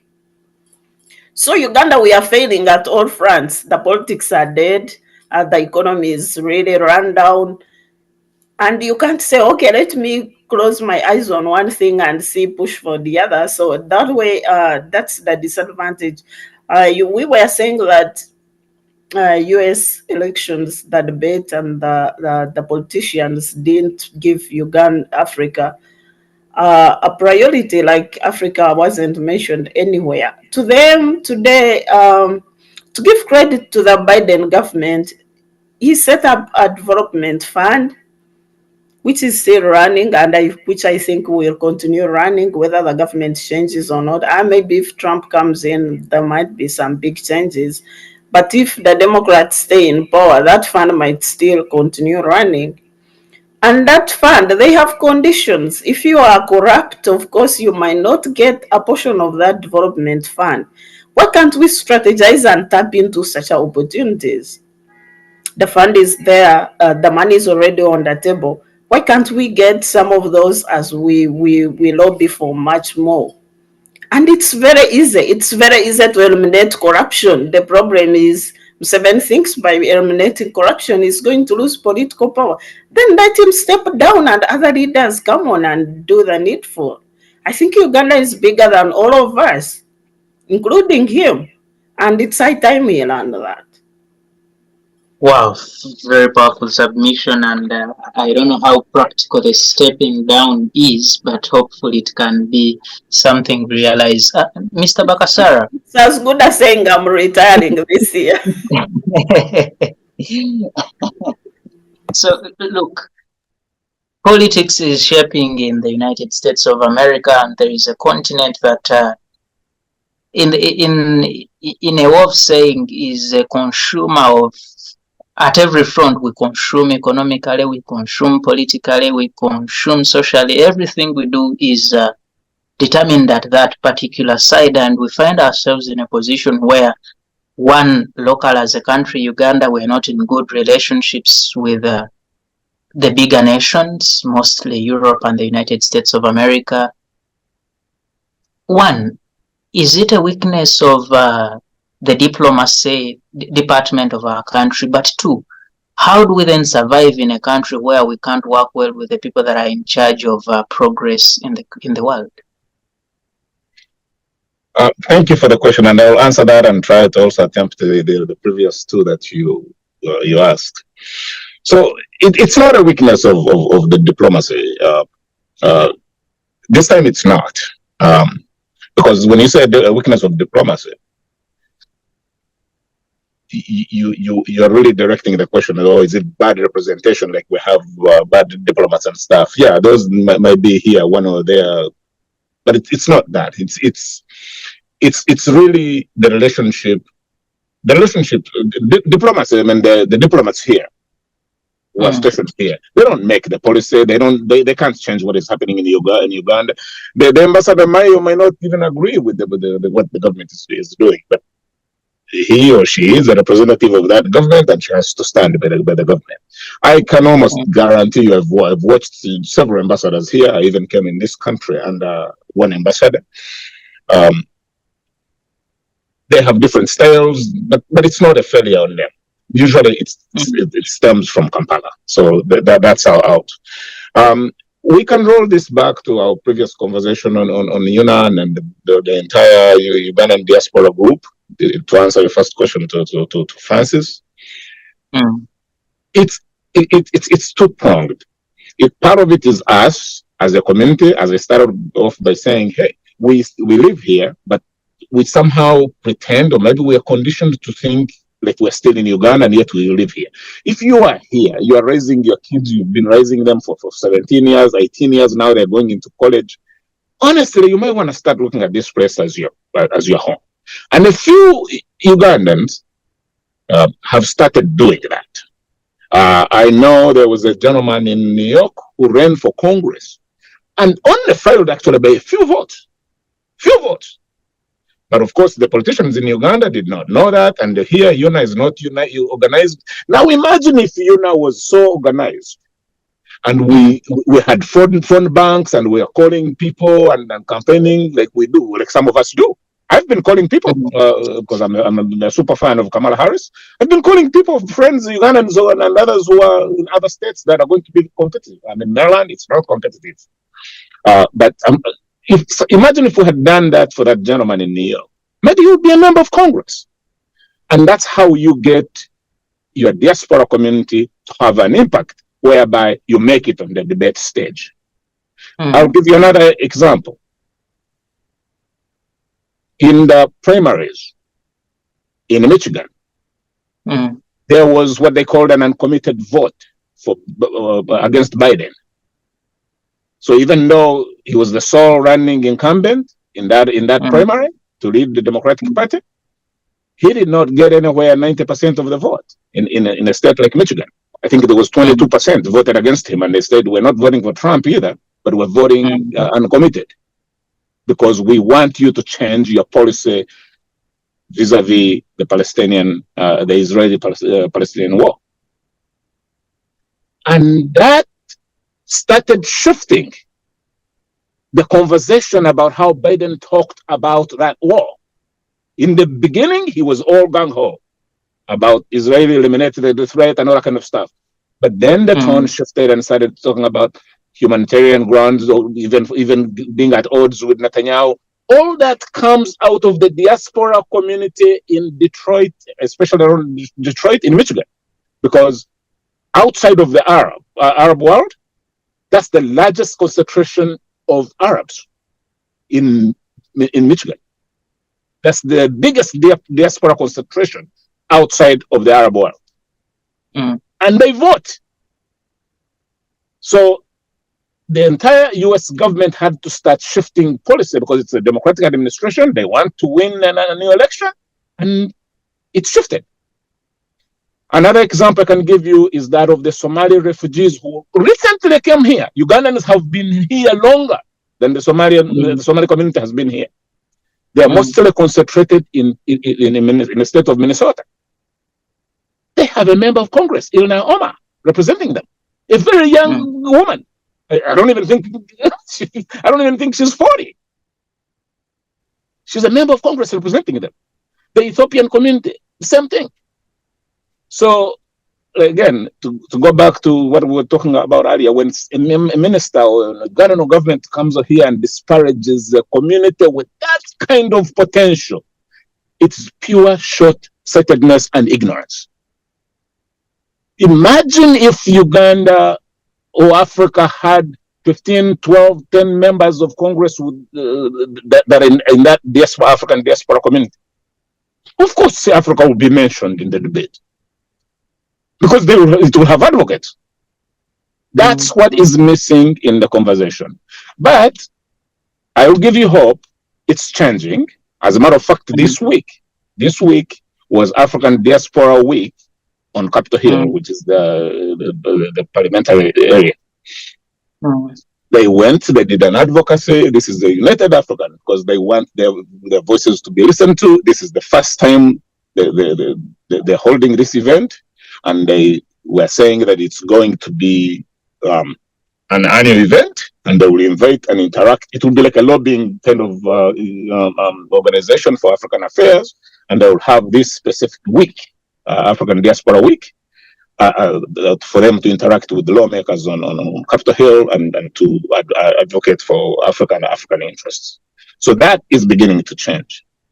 But yes, to answer your question, that's why you did not hear Africa being spoken of, because we have not taken ourselves seriously here, and the people who are supposed to give us that oomph, that support, that backbone, have not supported us. They are busy dividing us, and they're busy gloating how they've been successful to turn the largest. And again, I'm going to be quoted on this: the largest African diaspora organization, or maybe even the oldest, UNAA, because it's 35 years old, to turn it into nonsense, and they're gloating about that. I call that short-sightedness and pure ignorance, because the potential of these people to actually benefit Uganda and Africa is great.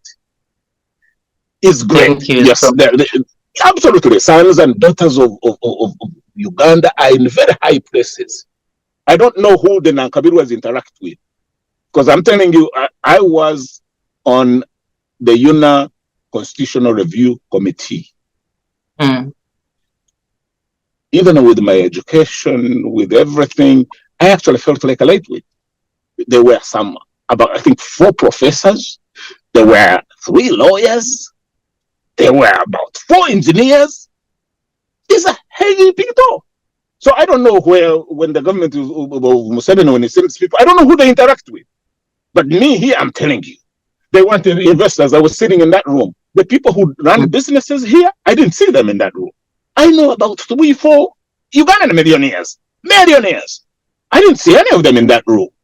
So if they want to keep that mediocre and they think that that's what represents us here, the Nkubatier and that kind of stuff, the hooligans that they still hollering around and stuff, and say, oh, the diaspora community is like that, that's on them. But your viewers and the people who are listening are going to listen to this should know that this is a highly professional group and hardworking Ugandans. We don't all have to be lawyers and doctors and engineers, but they are nurses, they are business owners, they are consultants, they are a whole bunch of professionals here. That the knowledge exchange that could happen if we had a good collaborative system, the knowledge exchange alone would be amazing. By the way, let me give you an antidote in the context of what we're talking about. The head of NSSF is from here. Was actually, the government got to know about him through UNAA. So that's an example right there. And others. I think one of the Kampala KCC, the ED was from here. Even a whole bunch of others that the government could tap in. But again, they have to give us a chance to advocate for them. They have to give us good stories to sell Uganda. And yes, so now on, like Kamhanda Francis said, we also have some failings here and there that we can work on. We don't always have to highlight every negative thing that happens, because that's going to be highlighted anyway. But again, we can't also lie. We all have to do better. Thank you. Thank you, Albert, for that. You're welcome. Mr. Kamhanda, one of the things I want you to talk about briefly is there is a proposal at the United Nations Security Council to grant Africa 2 permanent seats, but without a veto. Is that something that is going to be of great importance to the African continent? And indeed, we see that Africa is now a powerful voice at the global stage. Thank you, moderator. The Africa appearing on UN is long due, because we have always been taken for granted. I'm glad that there is that opening that we can have a permanent seat on the International Security or UN Security Council, but without the veto power, that's not going to help us much, because we have been taken for granted. But for the beginning, that is a good sign, and we look forward as we continue fighting. Like as how Bakasara has said, by the way, that is one step. But if we continue portraying our might or our capacity and getting much more organized, and we have a say at these different political forums, then we will end up reaching at that stage where we have a veto power.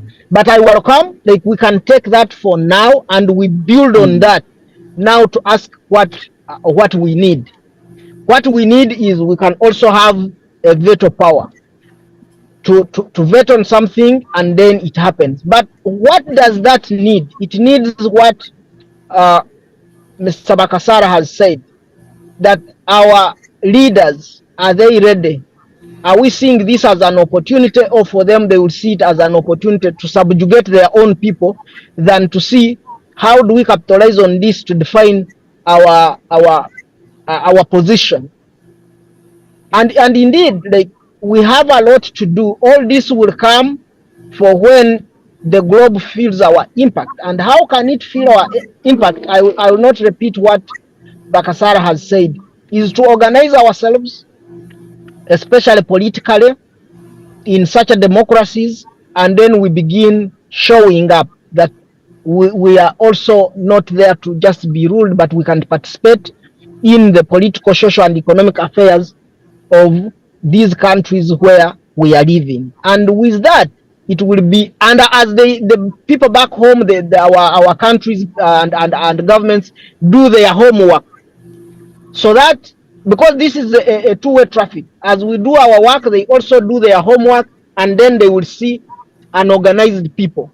But if we don't do that, then it will not surface anywhere on the international political stage. Because even when a person may want to run for office, maybe in the US or in the UK or where maybe is a Ugandan or an African, but back home, the country that you are trying to pitch, where you come from, is running things like in a banana way, then that is not going to help us to project us at an international stage that our voice can be heard. Like you see how South Africa, it's on record saying that, okay, what is taking place in Palestine is not good, and they took it to court.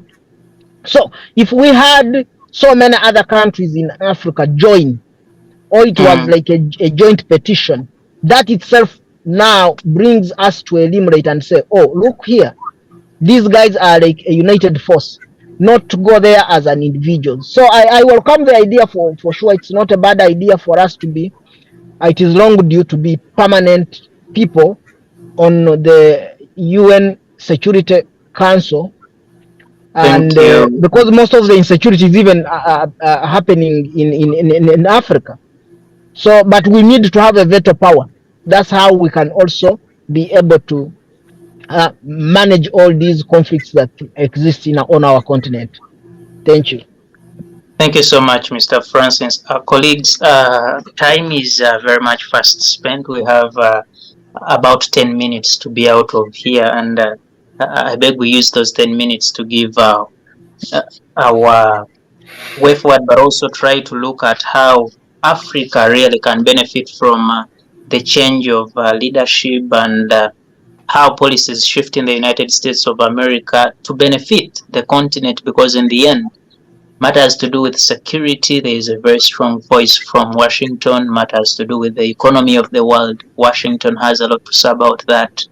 The social setup of society, Washington, and all the major aspects of living. So it is one place we have to keep looking at with a keen eye, and sometimes we get disappointed that our leadership doesn't do that so well, and hopefully they can do it better. Miriam, whether it's President Trump or Vice President Harris that wins this election, what is the probability that Africa is going to benefit from either administration, and indeed what small changes can we make to see, especially for a country like Uganda, to see that we can get back to the good old days that we had with countries like the United States of America?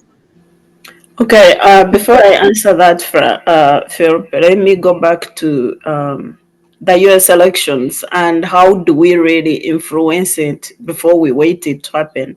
We shouldn't stand by and wait for elections to happen on us. Most African immigrants today have capacity to vote in US elections and change policy. Your vote is going to determine who becomes the next president. We have a tendency, okay, we really, I'm not just trying to influence change, but we look at the smaller things. For instance, most Ugandans support Trump because of LGBTI, of our homophobic stand. But then we miss the big picture. How will Trump, when Trump goes to power, how will it affect the African immigrants here in the USA, and even other issues? Like, for instance, when Trump, when he was in power, he cut the funding of UN agencies, the WHO, and that was the time when COVID attacked and devastated the whole world because of some of those mistakes he made, and that's how he lost the elections anyway. So let's look at the big picture, being as Africa, and we should have a united front. If we are immigrants, if you have capacity to vote, go out there and vote on issues that really affect you as an immigrant. If they say Haiti migrants eat cats, to a bystander, to a white person, I look like a Haitian. There is no difference between a white person and an African person. Actually, it's considered as a 56th country in Africa. The population of Haiti is more than 90% black, not even mixed black, but really pure black. It's as if you are looking at a Kenyan or Sudanese. So if they say an immigrant is going to eat your pet, it could be me, it could be Francis walking on the street and someone has a cat and blaming you that you are going to eat their cat. So just look at issues which really affect you, go and vote and make sure that your vote counts and really brings in a leader that is going to work for your own good. In USA, it's not like Uganda where your vote doesn't count. In USA, your small vote counts, whether it's at the school board, whether it's about the property tax, whether it's about your small councillor, city councillor, somewhere representation, your vote counts, and we should take this opportunity. We should take that chance to influence whoever comes to power and ensure that that person is going to work for our own good. To the UN and Africa, Africa is the big, largest bloc. We are 56. I don't know how many countries we are today. We are between 54 and 56, depending on the newly, I haven't checked, but we are around there, and we are one of the largest continents when it comes to voting. So that big bloc, if we are united and we under Security Council, we might influence policy there, especially since we are the biggest receiver of the security, the bad world security decisions. If they want to invade Libya, they invade Libya without consulting us, and then they use the UN Security Council veto to do that. If they want to destroy Somalia or any other country, like, we have no say in the issues we receive without having a say on matters that concern us. So Africans, we need to wake up. I'm Pan-African by nature, so we always talk Africans unite. We really need to unite on issues that really matters on us, that matters to us. Even the issue of our culture, our traditions, we need to be respected on the global stage. And we can't be respected if we are shabby, like Francis said. We need to really be well packaged. We need to package our messages so well. Organize your politics back home, send a delegation and say, we want this. If people look at you and see how you organize you are, they will take you very seriously. And that example, South Africa, is good in that case. We can't influence other people if we are failing to manage our own business back home. And on the US and Africa, I hope the next leader we have really is a person who cares about Africa, because we are still dependent. We depend on them on technology, especially on the health sector. They help us a lot on HIV and other infectious disease research and vaccination, and even supporting the health facilities. They help us a lot in agriculture and so many infrastructure and every other thing. I think what we lack is, how do we manage the resources we get? How do we organize our economy back home so that we make ourselves marketable, attractive for people outside? Even if we get unfriendly leader in White House, if they might look at us and they see that we are organized, maybe he might take us a little bit serious. Thank you so much, Ms. Kyomugasho Miriam. Mr. Albert Bakasara, when you check on the website of the U.S. Embassy here in Uganda, or any other, the website of the Department of what is that department in the United States, they are telling us Uganda is one of the risk countries in the world, and if a United States citizen has to travel there, they have to think twice before going there. They talk about disease, they also talk about the security. How do we leverage on whoever comes into power next to see that some of these images that are painted on our country are changed, and indeed the continent at large? I'll give a sarcastic answer, but a very truthful answer. You empower me and my community. I raise my son, and tomorrow is the Secretary of State, and you will not have that statement on the US website. If you don't think that that is true, I'm sure this week you heard the former president talking about Haitians eating dogs and cats in Ohio. There are about 25,000 Haitians in that city in Ohio. The government didn't send it there, but I will tell you what the government did. The government of the Biden administration gave them an exempt, a special status, a special refugee status because their country is in turmoil. Obviously, I'm going to speculate, but I'm allowed to. I can almost tell you that there's a direct correlation between that executive order giving the Haitians status to him having Karen Jean-Pierre as his spokesperson. She's a Haitian immigrant. Her parents are Haitian. Yes. So you cannot tell me that that woman did not advance the plight of Haitians with the leader of the free world that she sees every day. You see the connection? I do. That's honestly the short answer. As a community, don't divide us. This is for the government of Uganda. Empower us in the hopes that my son tomorrow is the Secretary of State. But then you won't have that nonsense on the website. But if you have nobody advocating you, if you have no Karen Jean-Pierre advocating for you at the table, because you divided the community 15 years earlier, and instead of being the spokesperson for the president, she's now a bartender somewhere, then you lose that. You lose that.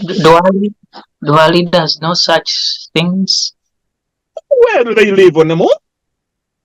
Thank you so much, Mr. So that's really honestly, I can't even think of a better closing than that. But of course, everything else I want to say, Miriam has said it. Yeah, you don't divide the community. You empower us, then we elect. Huh?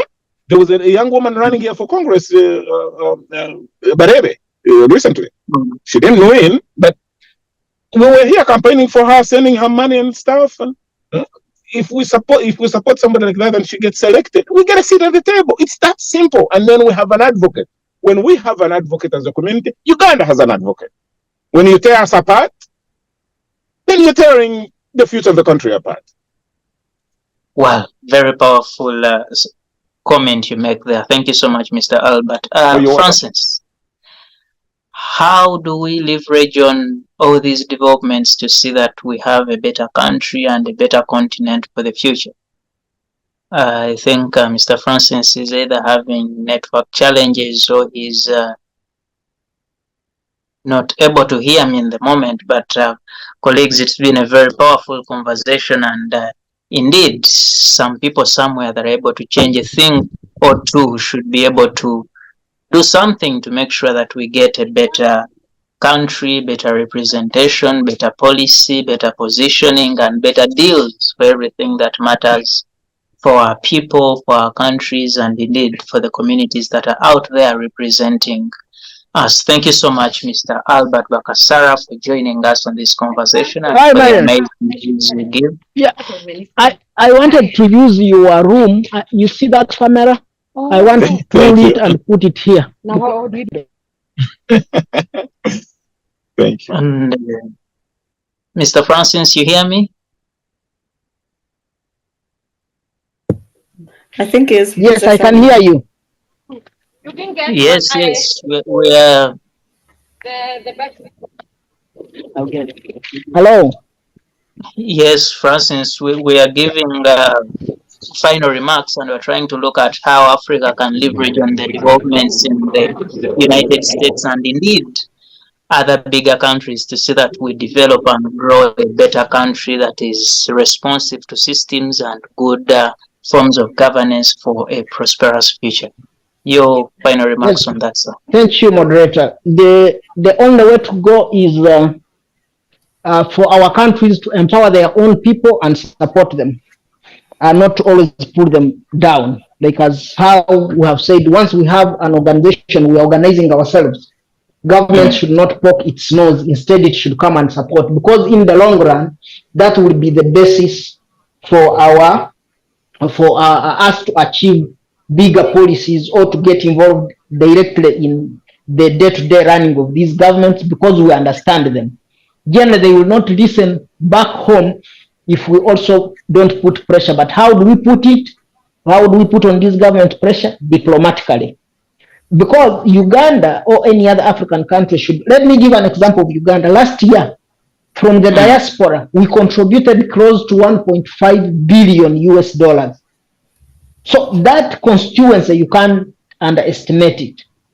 And therefore, if economically we have that economic muscle that we can support our country back home, then politically we can also influence policy here and reverse some of these situations if we are handled with respect and listened to.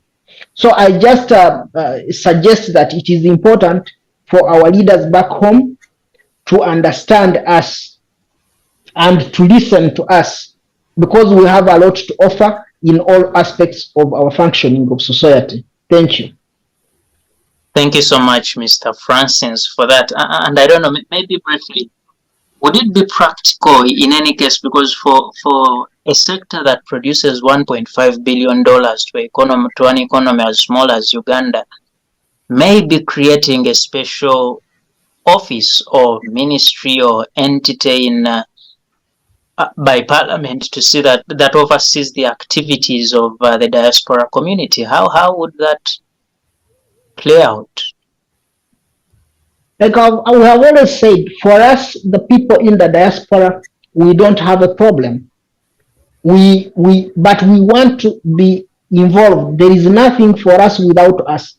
And we want to be as liberal as possible when we are debating issues, so that we don't have all this politicizing everything as how Museveni and his government does. We want to be listened to. We know how things can function and where we are heading. So we don't want such a kind of interference. Generally, if there is already a desk, I think in the Ministry of Internal Affairs, that is for the diaspora, but we don't even know what they do. Even when Mariam invited them for a talk show, I don't even still remember, because I don't know whether it is a desk or whether it is I don't know what it is called, and I don't know what they are doing exactly. The only thing is they were writing a policy, and we said, can we have an opportunity to read and debate the policy? They said, we are not going to give it to you, and you are not going to see it, but we are doing it. Wow. It was on this very specific space where one of either members of the committee or desk, I don't know how big the desk is. So such a thing need to be put clear, because we are not enemies of progress. Instead, the NRM and its henchmen are enemies of progress, to tap into our potentials, and we see how we move the country forward. Thank you. Thank you so much, Mr. Kamhanda Francis, for those views and for making time to join us on this conversation today. Mr. Bakasara Albert, thank you so much for your views and for making time to join the conversation. And Ms. Chomgasho Miriam, thank you so much for the views and for making time for the conversation today. All of you have done justice to the conversation, and indeed a lot is to be picked from this conversation, and hopefully the best can be implemented to see that we have better interactions and relations between the communities, but also for the betterment of the country. Special thanks to you, our viewers, for always following in on Civic Space TV, Ugandans in Diaspora Show, and special thanks to the team that puts all this together, the technical team, and from us we say good evening, and may you have freedom always.